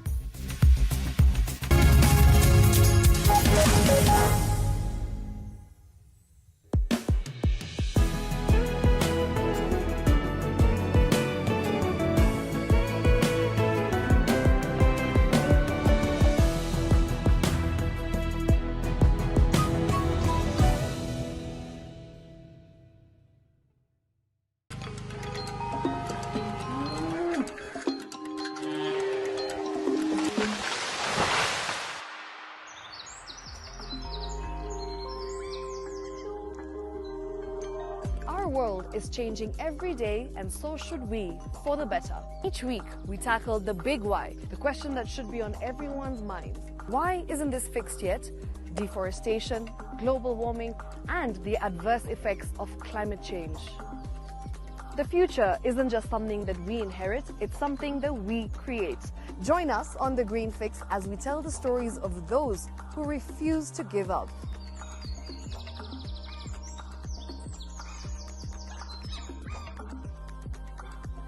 When it comes to fixing the planet, there is no time to waste. Join me, Shiksha Arora, on Thursdays at 9 p.m. on The Green Fix as we look into the big why, you and I.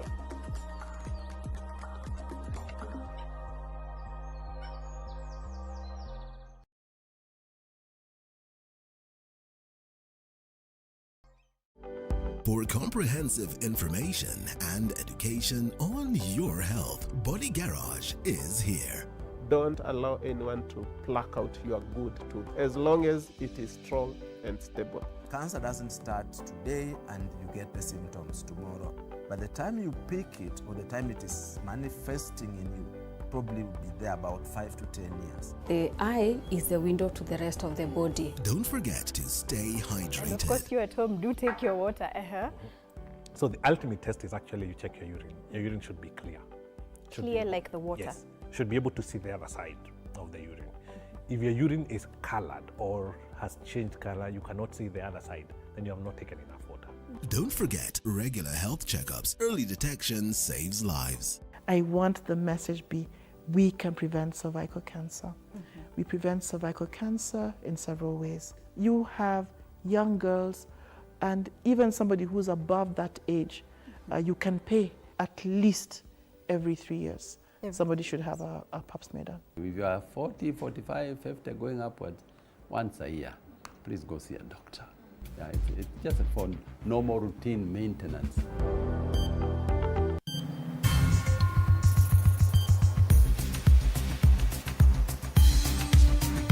All right, we are on the last laps of power and politics. Honorable Jeremiah Kioni, the Secretary General of Jubilee Party, is our guest tonight. And the business of the day is just to allow for him to articulate what Jubilee has in store for the people of Kenya, of course, as we're eyeing the 2027 general elections. And of course, as far as we're concerned, we know that they have picked Honorable Dr.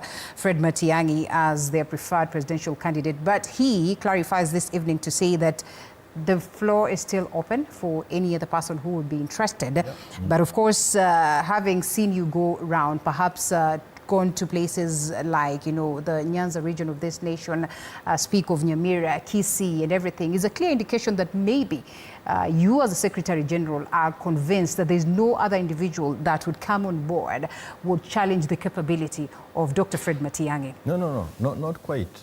We hope that we can, because at any given time, our constitution talks of, actually has a lot of emphasis on meritocracy, as opposed to these appointments that we are seeing to just balance equations and try and see whether you can do some political gymnastics to please legions. And we are looking around and see who any other person who has better credentials than him. Again, available, we will be ready to see. And you just cut me short when I was saying some of the things that are really hurting Kenyans today. Yes. We introduced at the Jubilee, again, Matiang'i was the Minister for Education. We got capitation to 22,000 shillings per child. KK came and reduced it to 11. This year, they are bringing it to 3,000. And if what they have said comes true, they're heading to scrapping the capitation. You and I know, and I remember I talked about this issue 2008. I don't know where you are. But 2008, there is an issue about the Kenya National Examination Council. The level of cheating that was going on and corruption, was high. The delayed results. Matiang'i got there, strengthened it, and it came out. We were getting results until the other day before we went for Christmas. It was just around Christmas time. What happened this year?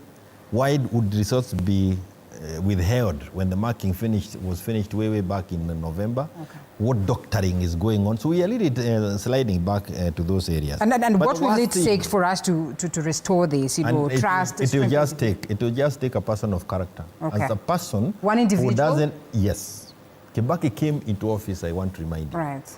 Kibaki came into office, and even before he left Muthaiga for State House, he said we are going to have free secondary education. At the height of all the difficulties we had with COVID, Uhuru gave us the free secondary education.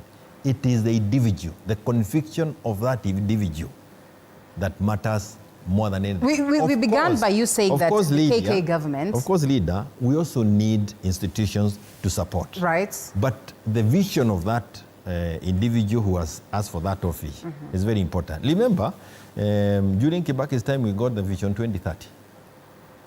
Uhuru came within Vision 2030, picked the big four. I think we were calling the agenda. Big Four. Yeah. Today, what vision is leading us? What vision even this broad-based government that Raila is joining? And the bottom-up approach is not good enough. What vision? To go where? Shakahora? Where we all die so that we can go to heaven? And we die in hell? We have the bottom-up approach. If that is a vision that helps you wake up tomorrow, I can't quarrel with you, but I have a problem with it. A vision that tells us mathematics can no longer be a compulsory in this country, and what is compulsory is PE, community service learning, something we have English and Kiswahili and sign language. You remove maths from being a compulsory subject in this country. And then you really don't understand what is how Vision critical 2030, it is, you think? What Vision 2030 is all about. Because all these things are tied, and there is a system that needs to produce the human resource of this nature. But is it not in order, yes, for a leader who comes on board and they realize that perhaps things are not working, as good as we would all expect, to disrupt and to give us a turnaround that would maybe eventually go beyond what we see, I would really be happy to know that this is a cabinet decision. Because if it is a cabinet decision, then we really are... You suppose it's an individual decision? I hope it is a decision. I have no hope on that. It's a dead thing. If you are removing maths as a compulsory subject, you really are not thinking for the good of this country. I was just talking about things. I'll talk about IEBC. Right. But do you know today that lecturers like in this technical university, you go to the salary section to ask how much of my salary are you going to be able to pay me this month? It is that bad. And this is a person with a family, school going, has a responsibility, has a loan to service. So they're not even servicing their loans. And it's not the only university. Go to more university. Institutions that are collapsing. And during the Jubilee time and Matiang'i and Uhuru, we even came up with the TVETs. And that this government came on board to say that they came and said these kind of subsidies are not good for the country. We are going to remove them. Blah and blah that blah. they inherited a bankrupt country. They inherited a bankrupt country, but they were able to renovate State House. They were able to renovate their own houses. They have all these new cars and watches and belts that are smelling of money, not even anything. I mean, you would be very naive to buy into those kind of narratives. They are the same ones who told us that money was removed from the office of the president in sacks and taken to police air wing. To date, we are waiting to be told by who. Because we were promised and it was going to be delivered, the details were going to be given to us on a Wednesday, many months ago. To date, all these lies, Jubilee handed over power to them with a debt of about 6-point-something trillion shillings. Yeah. Today, we are heading to 14 trillion shillings. But now Kenyans are asking, what alternative are we talking about? 10 million, what am I saying? Borrowing for 10 years, we borrowed 6 trillion shillings under Uhuru. For 2 years, we have borrowed almost 7 trillion shillings under William. Show me one project, one, not two, one that has been done by that money. What alternative do we offer there? That is why we are here, and that is why we are saying, that is why I'm saying, vetting process that begins today. If you give me a better alternative. How do you convince Kenyans that then the Jubilee Party will be that better alternative?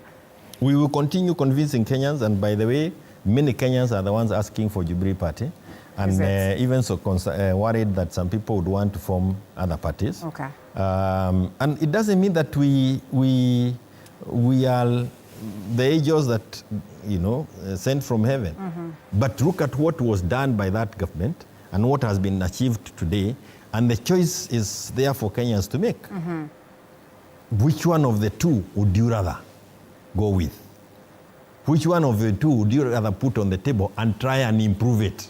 If you ask me, that track record of Jubilee Party, I would want it put on the table, given to a person who can perform, and we now improve on it. The giant of Azimio, if only we improved on what the bad things, quote unquote, that were being done by Jubilee, this country will not be crying. Would it not be wise, Mheshimiwa, to allow for maybe the current government to reign and perhaps even join hands like the giant of Azimio has done, so that we have all these positive things happening for the people of Kenya, as opposed to waiting until 2027, where then we will not have a country? I know I came here so that you can ask me questions, and it is me to answer. Yes, but allow me to ask you this question. Do you want to tell me that the 55 million Kenyans are so naive as to go and heckle the president and the co-president at Nyayo Stadium yesterday when they walked there, instead of cheering Harambee Stars? Can't you see the level of anger? The lies. That is so dangerous for this country, even for the stability of this nation. And that is why it's important to start putting alternatives on the table. So must we wait until 2027 to salvage this? Is there a way we can salvage before it gets to that point? It's only possible if the president and the co-president can decide to walk out. Okay. And, allow space. So it is either they're out. Allow for us to move peacefully to another dispensation. Okay. Or we wait it out until 2027. And as we wait it out for 2027, which is a constitution provision that is there, the work of those who are not in government is try and put something in the alternative on the table. And that is why we are putting Matiang'i as the only person who has expressed his desire to run on our party on the table. Okay. I know Wiper have Kalonzo Musyoka, DAPK have Wamarwa, Mother is also on the table, Murara is also there, Umtata has also thrown his weight there.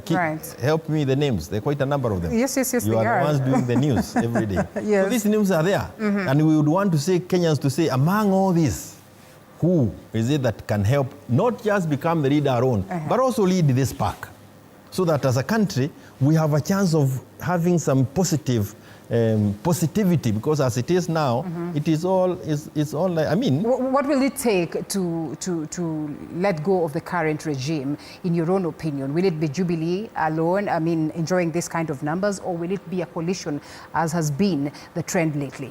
It is, whenever you get into a coalition ahead of time, it's better than coalition after. Because a coalition after is a coalition that is made up of people who are not really willing. They are being forced by circumstances. But if they are able to get into a coalition before, then you can see some, deliberate decisions being made by leaders who would want the good for this country. And it is not, by the way, it is not Jubilee. Nor is it any other political party. It's Kenyans.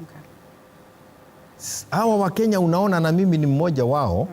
They are capable of making a decision on their own without, without trying to switch talk you. They will force you into a direction. If they say it is leader that we see capable of running this country, and they all come to leader, you will be very naive to be left there clinging to some some few people, maybe 5, 10 people, or whatever number. You would want to be part of a system that is going to help this country. And I believe that when that day comes, all these leaders that we are seeing mentioning, you see, and like I mentioned, we allowed marketing Matiang'i. I told Mheshimiwa Kalonzo Musyoka, Jubilee Party would also certainly want to have a presidential candidate. Okay. If we get somebody who throws his weight our way, we'll also start marketing him. Kalonzo is being marketed by Wiper, DAPK, they sometimes do it on a joint basis. Yes. And I don't think, and I want to say again, with the kind of a track record that we have as Jubilee, you will only be a person who doesn't want to see, na uwezi waambia fungua macho na macho uko nayo, to see that we have something that we can bring on the table. Okay, when this time comes, the IEBC will be at the heart of it. Looking at the process and how it's been shrouded and, you know, clouded with delays, with questions on board and all that, are you confident that we're looking at a 2027 election that will be free and fair, devoid of court battles, litigations? It will not be void of court battles and litigations. That's part of us. Okay. Or part of who we are as a country. Initially, we were getting really concerned about the litigation level in our country. But it is good to see that the courts are also now processing the cases faster than before. And that helps people who would want to get issues explained. Yep. And we have some very interesting cases that are going to help us move forward even in 2027. One is that the majority and minority are defined by Kenyans, not by a speaker who decides to start playing games with the numbers and calling people leaders, creating political parties, start their own. You remember even Jubilee had been declared one time as a parliamentary political party. When he was reading his judgment this other time, he forgot his other judgment. You know, those kind of shenanigans. Those are issues that have been listed. At what point are elections going to be announced? Is it at the county? Is it at Bomas? Is it at the polling station? Is it at the constituency?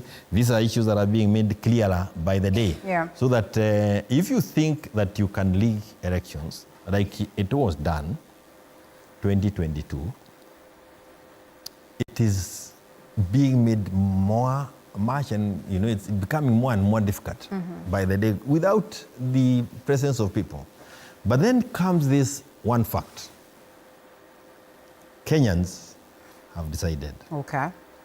Reader, if you dare go against the will of Kenyans, you will face the wrath of Kenyans.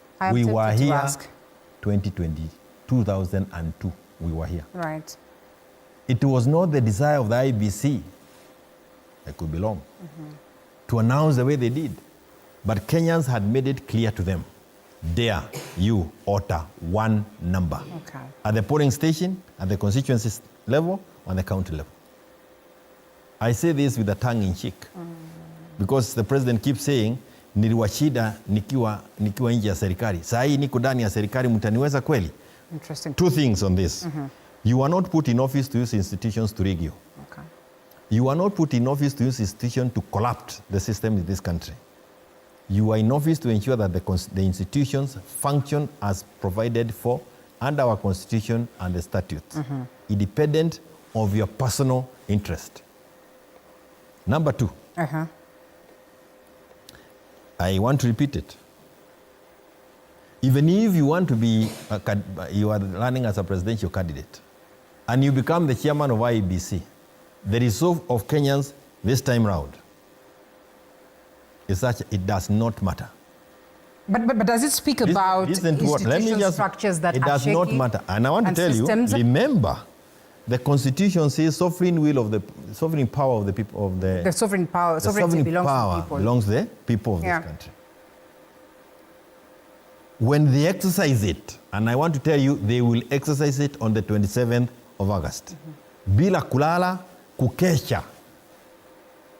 IEBC, if you want to become the chairman of IEBC, if you want to become a commissioner of IEBC, get there with a clear mind. You bring monkey businesses, you'll be sorted out by Kenyans. When we're talking about monkey business, what does it speak about the structures and the systems that we have as a country? Because if individuals can come in to alter this. The resolve of Kenyans is now beyond those structures. Okay. And what does that do to democracy? because the individuals who are there already pronouncing themselves and saying, we are in power and we will make sure that we continue being in power. So you think Kenyans are so naive as to wait for you to mismanage the institution to the point of where they depend on those institutions to make pronouncements that are not, that are not reflective of decisions by Kenyans? And I'm trying to say this so that people can wake up. Those in power, please wake up. You may remain in government for as long as you wish, but when that day comes, get to the right side of history. Join the Kenyans. Do not waste your time thinking that you can lead elections. The army was given the authority to leave the barracks and come to the streets. Well, it's curious to date that they have not, that mandate has not been, it's not been revoked. Yet there are no riots. So you can lead the mischief. Okay. But as you lead the mischief, remember those guys in the barracks are Kenyans. As well. They are going through the same difficulties we are going through. In the month of July, they were used to food being given to them. Right. They are being made to buy. So they can also see the mismanagement, the level of mismanagement of the affairs in this country. Okay. They will be on people's side. Honorable Kioni, I know that we're talking about Kenyans. What makes you think he will not convince the Kenyans otherwise, that by the time it's 2027, then they will have felt like finally this is the kind of leadership that we wanted, that perhaps the promises that the Kenya Kwanza government had given to the people will finally get to points where we get to see them fruition. Sijui kwa nini nakuangalia na kuona kwa huruma. Unanihurumia kwa nini? Nakuhurumia. Kwa sababu wewe, you are just asking me questions. All right, forget about that. Usijihurumie sana, wacha tuende mountain. Wacha tuende mountain. No, before that, let me tell you. Had you ever imagined that a whole stadium of 50,000 people would forget to share a goal scored by Kenyans and start singing Ruto must go? Was it you asked me what song we sing tonight. Don't you think we need to change tone? Was it ever in your imagination that you go to Safari Lari and instead of people going, they went there for joy. But when you show up, they quickly turn around. The Bible says, mene tekel. The writing is on the wall. Please read the writings and start preparing. And we are not saying it in a derogatory manner that they did to Uhuru. That was done by Gachagua and Ruto. Literally, Kenyans are saying, tafadhali. The writing is on the wall. Don't even try to tell us that you are going to give us back the NHIF, you are going to reverse the education model, you are going to reduce the taxes. We already know that you intended to hurt us. And hurt we are, so stop bringing these goodies around. Which we are talking about Kenyans, but we understand just how the mountain is a critical component to the voting bloc, to the Kenyans themselves. The president is planning a visit to the mountain. What do you expect will be the reception there? The mountains have decided... Is the mountain shaking the fast? In a very interesting manner. And of course, there may be one or two people who will have a different opinion, that this time round, they are not even going for the presidency. Okay. They are going to back another person outside the mountain. Is that what the mountain... Wait a minute. Okay. Let me just finish it. This is going to be good for you. That they are going to back another person from outside the mountain. And if you look at the mountain, there is a lot of swing towards Matiang'i. Yes, okay. A person who is coming from a smaller community. What is the logic behind that? Our constitution provides that even a person from a smaller community can also be a president of this country. Okay. So it's like the mountain has decided to use its voting power to back that person. Number one. So going to the mountain is going to be that. Number two. We are aware of the designs by KK that they are likely to have presidential candidates whom they have sponsored in the mountain almost on a county-to-county basis to try as much as they can to divide our vote. Okay. Again, as somebody told me on the way here, we are cleverer than that. Those who wish to be fronted by William, directly or indirectly, will be called out within the mountain. The difficulties that we are in today cause for us to think outside the box. And we have placed something on the table for them to start thinking or to shape the thinking of those in the mountain. Right. William Samoei Ruto. Karibu, In the writing. karibu kwa mlima. Okay. Visit is part of this country. But as you get there, just tell people how many projects you have completed that were left. Okay. Pending by Uhuru. And don't promise anything new. Maliza zile ambazo ulikuta. Hata hajahidi, they were started. Anything he promised has not been done. If I were him, I would be using the Thika highway. There was a transport system that was being put in place by the Jubilee government. And it was supposed to ease the congestion that we now see along Thika highway. Why wouldn't he start by just finishing what is next to him, even before he ventures If to he Keno? finishes this, will it change the wrath and the hostility that No, appears it will not change because ukweli wako umeonekana. Okay. But why were you in office? Wouldn't you want would you want to be remembered for having finished one thing, including having an extra pole of electricity supplied somewhere? As we come to a close. We are coming to a close, remember.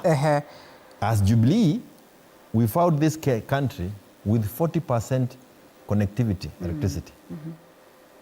And we left it upwards of 80%. Right.